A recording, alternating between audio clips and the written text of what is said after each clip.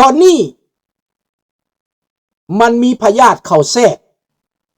พยาธิของคอมมิวนิสต์เข้าแทรกทุกด้านมาทางใต้มาทางเหนือมาทางข้างทางเอวเราก็ต้องเข้าใจเขานะเราต้องเข้าใจนะเราอย่าไปโกรธไปเกลียดไปเครียดไปแค้นเกินไปเราต้องวางตัวเป็นผู้ที่มีบารมีมีบุญเราต้องวางตัวเป็นคนที่จิตใจสะอาดผ่องใสเราอย่าไปเกลียดไปโกรธไปเครียดไปแค้นเกินไปด่าก็ด่าไปว่าก็ว่าไปตามอัธยาศัยนะดังลุงสุนทรธรรมนี้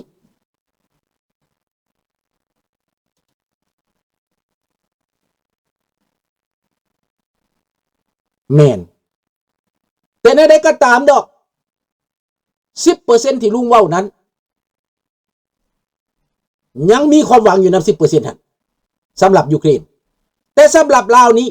90% นั้นทินกาขาวลาวเจริญถามว่าทินกาขาวนี่แม่นหยังพวกโบราณเว้ามาบ่มีแปลจักเทื่ออย่าลุงพ่อแปลว่าหยังทินกาขาวแปลให้ลูกหลานฟังแน่เจ้าสิแปลถูกอยู่บ่ลุงแล้วข้าพเจ้าสิแปลที่หลังคันแปลไปก่อนแล้วลุงพ่อสิบ่ได้เว้ามันสิกายหน้ากายตาผู้ใหญ่ผู้แก่เนาะทินกาขาวแปลว่าหยังเอาความอคติตาธรรมออกไปได้ลุง ตอบมึงดูลุงพ่อให้ลุงพ่อเป็นอาจารย์มื้อนี้นะผู้ใดสิแปลทินกาขาวแปลขึ้นมาพร้อมกันเลยเด้อใครแปลได้ว่าทินกาขาวคืออะไรโบราณเว้ามานานเลยนะเป็นประชาธิปไตยแท้จริงเป็นเส้นทางเดินจะบอกนำความเจริญสู่ประเทศลุงสูงนักการเมืองต้องมีจรรยาบรรณผู้ใดเขียนได้อีกน้องจันทวีได้ 95% ให้ 95% น้องจันทวีมื้อนี้เอาน้องธนพรเด้อย่าเว้าเป็นหลายถ้าเก่งบ่ได้หนีดอกว่าซั่นต้นกล้าเพิ่นว่าถ้าเก่งบ่ได้หนีดอกขอบใจบักหลาบ่เป็นหยังดอกบัดที่เจ้าได้หนีเจ้าสิบ่ฮ้องไห้บ่เจ้าอย่าหัวขวัญผู้อื่นเด้ออย่าหัวขวัญผู้อื่นว่าได้หนีนะขอบใจที่ได้หนีขอบใจที่ได้หนีที่ได้กินดีอยู่ดีขอบใจที่ได้หนีจากพวกเผด็จการคอมมิวนิสต์คันอยู่น้ำมันอาจจะตายหมดแล้วข้าพเจ้านี่นะขอบใจได้ต้นกล้าขอบใจที่ได้หนีจากพวกนพีนรกได้มา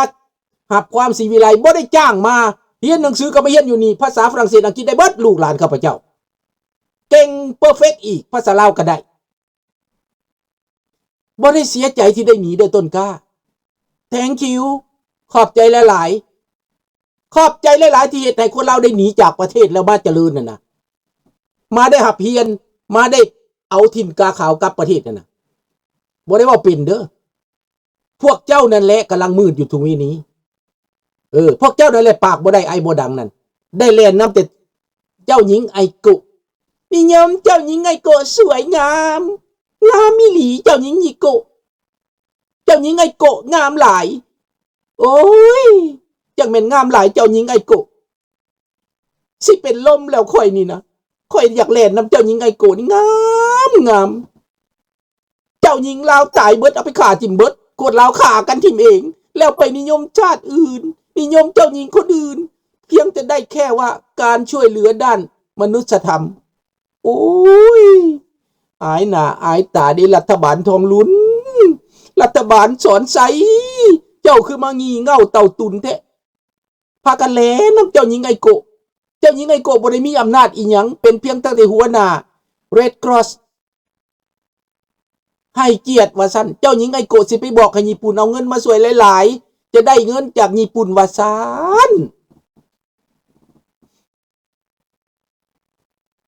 คอมมิวนิสต์ได้หนีแน่นอนนะอยู่บ่ได้เด้อยู่บ่ได้เพราะว่าย่านประชาชนฆ่าย่านประชาชนเอาคืนในยุคของทินกาขาวมานี่นะทินกาขาวมาแล้วทองรุ่นบ่มีโอกาสได้เว้าของข้าพเจ้าได้ดีบ่ดีนะ ประชาชนเขาที่จับไว้ให้ข้าพเจ้าได้ตอนหำมันเด้ข้าพเจ้าสิตอนหำบักทองรุ่นนี่ทุกมื้อนี้เพิ่นเปิดกว้างหลายแล้วเจ้าบ่ฮู้หยังบ่อย่าเว้ามั่วหลายโอ้กุยบ่จักความสิเว้านำคนลาวตามืดเพิ่นเปิดกว้างว่าซั่นเพิ่นเปิดกว้างเรื่องโซเพนีเพิ่นเปิดกว้างเรื่องยาเสพติดเพิ่นเปิดกว้างให้จีนมาเหยียบหัวคนลาวเพิ่นเปิดกว้างให้สแกมเมอร์เพิ่นเปิดกว้างล่องแม่จ้างเรื่องกะลีเรื่องขายเด็กน้อยเรื่องขายผู้หญิงเรื่องขายตับขายไตเพิ่นเปิดกว้างเรื่องขายชาติขายแผ่นดินบักลาเจ้าคือตาบอดหูหนวกแท้เจ้าคือโง่เง่าเบาเต่าตุนแท้เจ้าคือบ่เห็นหยังเรื่องสิทธิเสรีภาพเรื่องประชาธิปไตยบ่มีเลยต้นกล้าเจ้าบ่เห็นเนาะคนลาวเข้าไปแล้วเขาไปเปิดหูเปิดตาต่างประเทศแล้วเขาเจริญแล้วจากไปมือเป่าคือลุงนี่มามือเป่าหนีมือเป่าบ่มีหยังส่งค่าคิงเสือค่าคิงแต่เดี๋ยวนี้มาเทียบกับลุงเบิ่งพวกเจ้าเทียบได้บ่ไก่ปันฟ้ากับดินเด้ออีหลาเด้อบักหลาเด้อแม่แล้วเปิดกว้างเรื่องความสัวเรื่องความป่าเถื่อนแมนโง่จ้าอีหลีแม่นบ่ล่ะคนลาวหนีไปเป็นแรงงานไปเป็นกรรมกรขึ้นต้นมักทุเรียนล่มทับตายขึ้นตึกหักทับตายอยู่ในตึกหลวงหลายไปมากตายในต้นมักทุเรียนก็มีตายย้อนเขาข่มเหงก็มีพวกชูเจ้าเอาตาไปใส่เอาหูไปใส่จังบ่ได้เห็นแจ้งเห็นสว่างยังงมมืดอยู่บ่เปิดใจเนี่ยดูศึกษาเนี่ยดูเป็นหยังนักร้องลาวเด็กน้อยๆก็ต้องไปร้องเป็นภาษาไทยอีหยังสื่อลาวหั่นน่ะ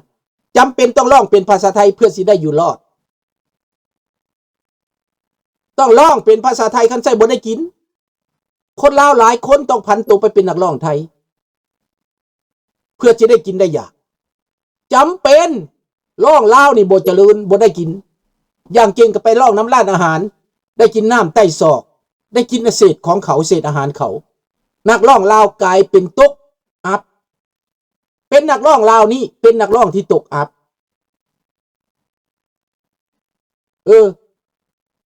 ในงานดองงานหยังก็ได้ร้องเพลงไทยจังได้กินเขาจังนิยมเพลงลาวเขาบ่ร้องเมืองเวียงไสน้ำไหลล้นก้นบ่มีไผอยากร้อง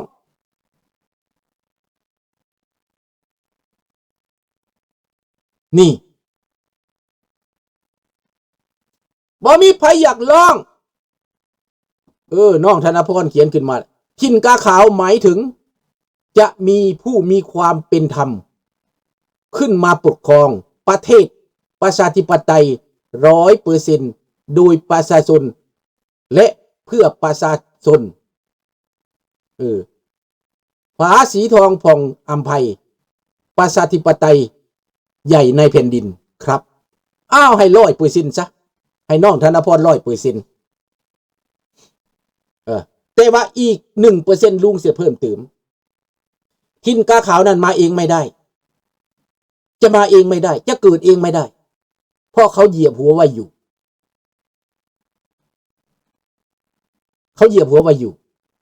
ดังนั้นถิ่นกาขาวนั้นมากับอะไรมากับพายุใหญ่มากับสงครามมากับการกลับมาของไอ้กาพามาเพิ่มให้ 1% เป็น 10เป็น 100%หมายว่าไอ้กาม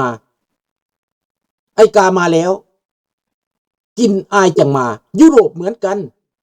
ยุโรปก่อนจะเปลี่ยนแปลงการปกครองทุกอย่างก็ไอ้กาไปแล้วจอห์นโปนปั๊บไปประเทศโปแลนด์โรนัลด์ รีแกนไปลุงมาถึงหมายถึงอเมริกาแม่แล้วอเมริกานั่นแหละไอ้กาเนี่ยนำเอากาขาวมากาขาวก็คืออิทธิพลของความยุติธรรมความประชาธิปไตยความโปร่งใสสปิริตทางการเมืองอันนี้ กาขาวจะมาเลยนะยุคกาขาวจะมาเลยนะยุคมืดของพวกลาวแดงนั้นจะหมดไป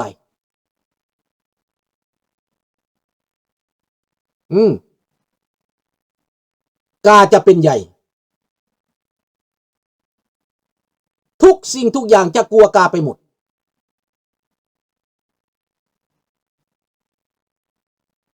ทุกสิ่งทุกอย่างแล้วพวกพญานาคพญาครุฑจะแห่กาขาวมาพญานาคก็ปกป้องริมน้ำโขงพญาครุฑก็ได้บินเทิงอากาศปกป้องพญากาขาวที่มีเครื่องหมายอินทรีย์ที่มีเครื่องหมายนกอินทรีนั่นพญานาคพญาครุฑจะแห่แหนเป็นกั้งเอาประชาธิปไตยเอาเสรีภาพให้คนในลุ่มแม่น้ำโขงได้นี่พญาครุฑพญานาคแห่ได้แห่กาขาวได้อันนี้ประวัติศาสตร์ที่ลุงเปได้แปลในนามลุงได้พวกเจ้าอย่าไปเว้าเรื่องอื่นเด้อลุงเปพญาครุฑพญานาคในกำลังจะขึ้นมามวนซืนขึ้นมาโฮเซลกำลังประชุมกันอยู่กำลังประชุมกันพญานาคคือกันพญาครุฑก็บอกว่าถ้าเฮาบ่เป็นอย่างนี้นี่นะถ้าเฮาบ่รวมกันพญาครุฑกับพญานาคบ่รวมกันนี่นะประชาชนก็สิด่าอยู่นี่แหละพญาครุฑกับพญานาคเลยเว้ากันว่าเฮ็ดได้ประชาชนจักสิเงียบนี่นะสิปิดปากประชาชนเฮ็ดแบบใดพญานาคก็อยู่ในพื้นดินก็อยู่บ่สงบพญาครุฑบอกขึ้นมาแม่โตสิเฮ็ดหยังอยู่สิอยู่แต่ในน้ำมันบอกพะโลขึ้นมาแท้แม่ประชาชนเขาด่าเขาเฮียกห้องอยู่นี่นะมากาขาวเขามาแล้วเฮาว่าประชุมน้ำเขามาประชุมน้ำกาขาวเดี๋ยวนี้กาขาวมาแล้วมากินเหล้าน้ำเขามากินข้าวกินยาน้ำเขา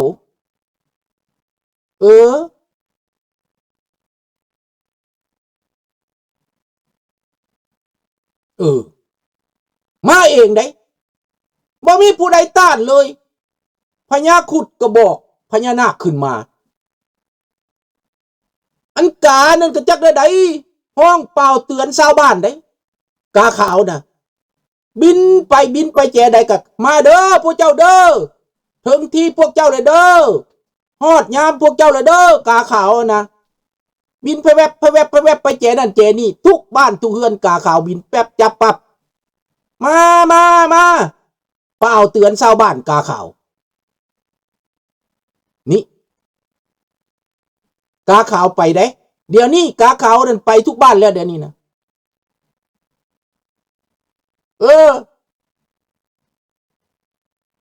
และจะเปลี่ยนเงินอีกได้กลายเป็นเงินของพระจักรลาวหรือกลายเป็นเงินอาเซียนสองอย่างสิใส่เงินพระจักรลาวหรือจะใส่เงินอาเซียนกาขาวบอกว่าเจ้าใส่เงินอาเซียนซะเริ่มต้นจะมี3ประเทศก่อนเริ่มต้นเงินอาเซียนนี่จะมี3ประเทศก่อนจะมีเวียดนามมีเขมรมีลาวใส่เงินอาเซียนเริ่มต้นต่อไปเงินอาเซียนจะตีตูขึ้นมาตีตื้นขึ้นมาเงินอันนี้เงินอาเซียนฝรั่งมันว่าเงิน3อินโดจีนแต่นี่จะบ่แม่นเป็นเงินอาเซียน3ประเทศนี้ลงกันเป็นเงินอาเซียนเบิดอเมริกาจะรับรอง